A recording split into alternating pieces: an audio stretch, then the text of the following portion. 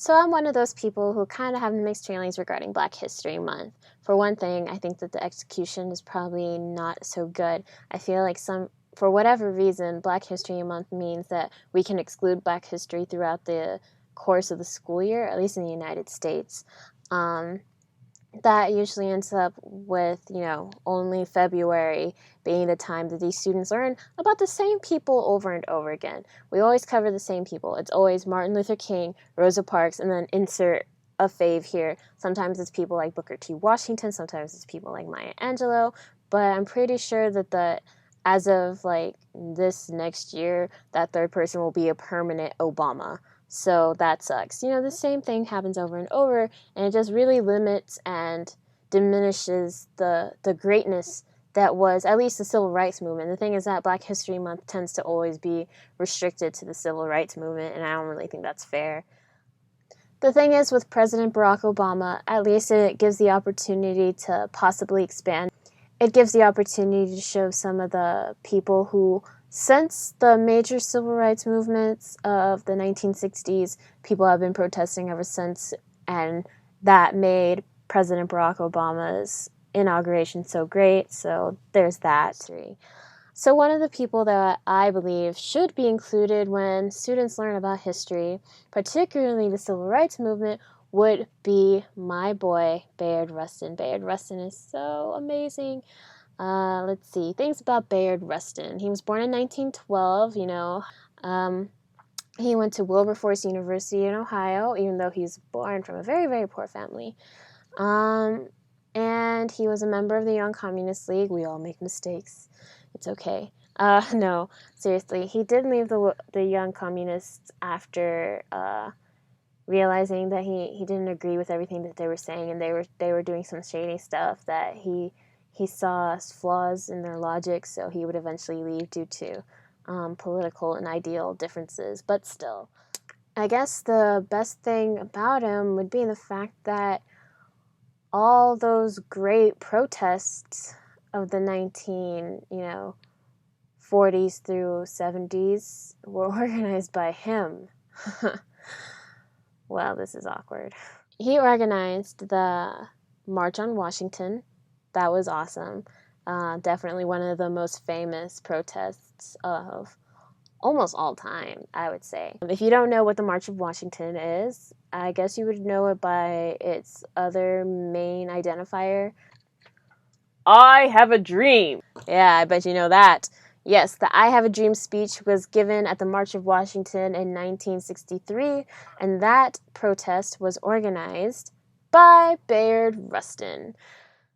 So, to be perfectly honest, I can get a little mad when it comes to the reasons as to why I think Bayard isn't necessarily always talked about in class. Take you seriously, and that's what Malcolm X was about. But Malcolm X, you know what? They're talking about this. They're talking about how, when they're violent to you, be violent back, because that's the only thing they understand. You know what? We can understand with boys. Boys will be boys. Boys talk with their fists. But don't do that to the police, because the police are the police, and they're white, and therefore you have to be careful with them. No, that is not how I'm going to go about this, okay?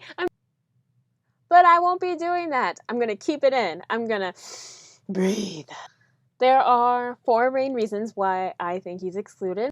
We have race, socioeconomics, religion, and LGBT rights.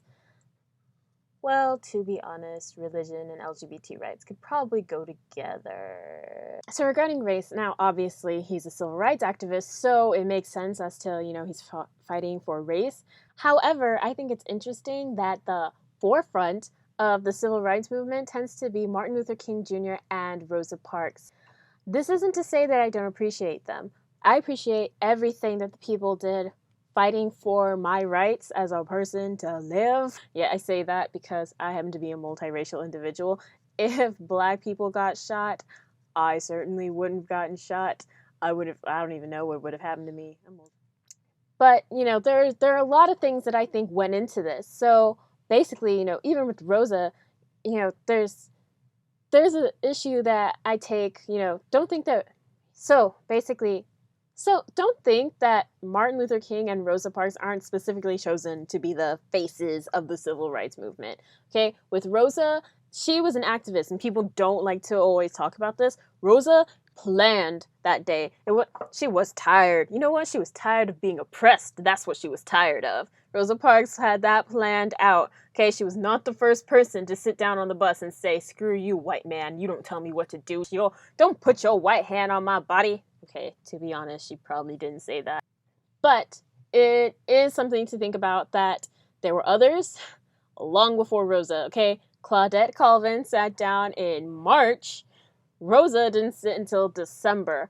That's quite a span of time in between the first sitting that was recorded and Rosa's sitting. Okay, a lot of things probably went into this. Claudette was young. Claudette was single and not exactly the image that Black people wanted to go. You know, even Claudette herself said that part of the reason why was most likely that they didn't want the forefront to be this young, flighty person who could break down at any second, and that Rosa happened to be light-skinned.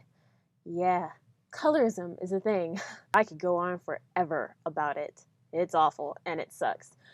Martin Luther King, now this ties into socioeconomics. Martin Luther King was more of a, he's as close to a white guy as they could get for a Black man, okay? There was no hiding Bayard Rustin's blackedness, okay? He was poor, he had no upbringing, he had to upbring himself, you know? Martin Luther King had a more, minister, family, church, Bible, he had a better standing in society, and that's what Black people wanted to portray, that Black people could be successful too. Not to say that they can't, and not to say that they didn't, but they specifically chose this image, and it's not one that was true of everything. Now, religion and LGBT rights, why am I talking about this? You know, this is 1968. Okay, the reason why he's excluded is probably not just because, he was a dark-skinned, poor Black man. He was a dark-skinned, poor gay man. It is not just the white people who do not like the gays back then. Yeah, Black people too. There were Black leaders who did not want Bayard Rustin to be on the forefront of this because they didn't want the forefront of their face of image to be gay. Okay? Homophobia is not new. That's what they want you to think, okay? They want you to think that all of a sudden the gays lost their crap and suddenly they have this need to be married that never happened before. Why can't we go back? Why are you suddenly caring now? They've been fighting this for years. And Bayard Rustin was one of those people. He was one of the people who got other people to rally up behind him in 1968, 1963, 1970, during a time period where, AIDS is coming out. You know what AIDS used to be called? GRID. Yeah. Gay-related immune disease. Okay? That is what it was called. This is the time period that Bayard Rustin was fighting, and they don't want you to think that, and part of the issue is that I think that they want you to think that this whole, gay rights thing came out of nowhere, and that, it might be even Obama's fault. Obama, yes. The election of President Obama turned all the Black people gay, and it spread to the white people. It did not.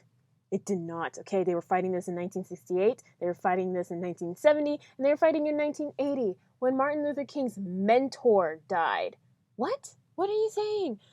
Martin Luther King had a mentor, Bayard Rustin, and we just like to pretend that it was the death of Martin Luther King that ended the civil rights movement. And Black people were happy and gay people were happy. Well, they don't want you to know that gay people were happy because they weren't. But Black people were happy. No. That is not how it went down. 'Twas not the way. No. Instead, Bayard Rustin, the mentor who had to watch his student die getting shot in the face, okay? His mentor succeeded his mentee. And he would die alone and unremembered because we chose to keep it that way.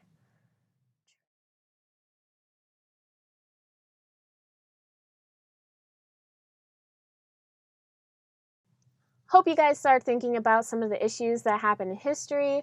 I like to think that, at the very least, now you can remember gay people are not new.